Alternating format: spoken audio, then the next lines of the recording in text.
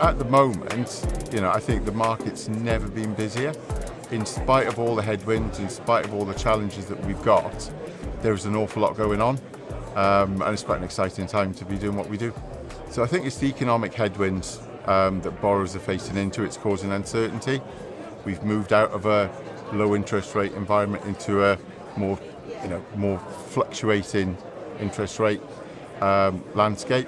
We've got inflation that again has raised its head, and investors and businesses are needing to adjust to that. But they are doing that, and we are still seeing good deals coming through. We've had this series of shocks, you can call it shocks. That's dented confidence. That's made people maybe rethink: should I invest now? Is it the right time to grow my portfolio?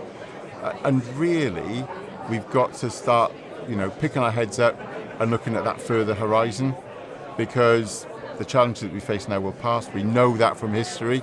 Challenges come and go, and it's the investor and the business that can look longer term and make those longer term decisions that succeeds. So the society as a whole has spent a lot of time getting ready for Consumer Duty, because we're a building society and there's a lot of retail lending. So the society is absolutely ready to support intermediaries and borrowers. I actually think it's a positive.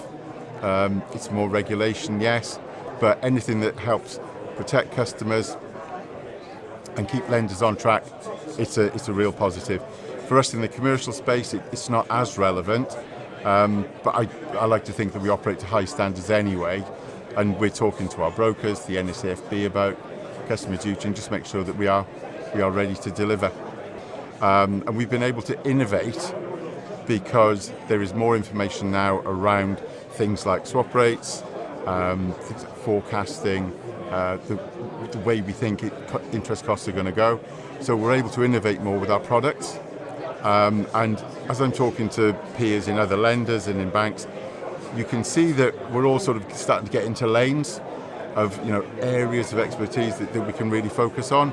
For us, it's sort of professional portfolio investors, and we're building a product range to suit them. There are other lenders who aren't in that market, and they're starting to serve their clients with more bespoke offerings.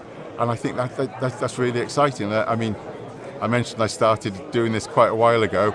It used to be very vanilla products, an overdraft, a loan, a mortgage. The fact now that we can really start to tailor an offering and tweak it to suit a particular part, I think is really exciting, because that just adds more value. Historically, the big banks were a bit of a factory for training bank managers. I benefited from that. I had some great training at Barclays, and that allowed me to go and work in the public sector.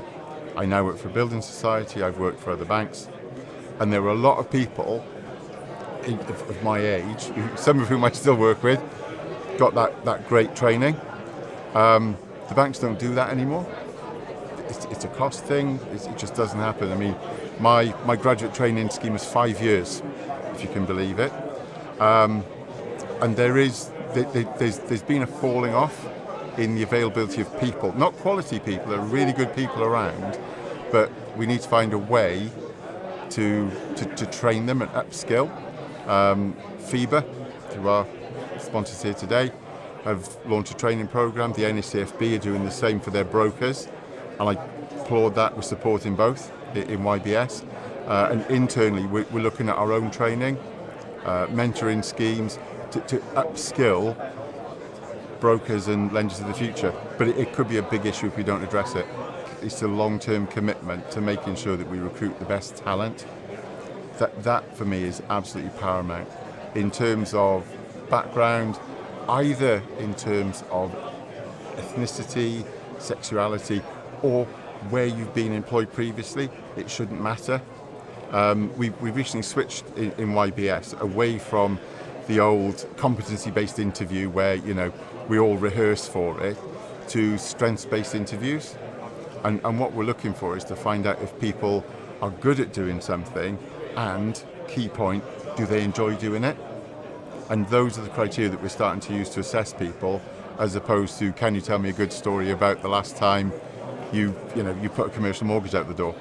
I genuinely think, and I've always thought this, that if lenders, bankers do our job well, we genuinely add value.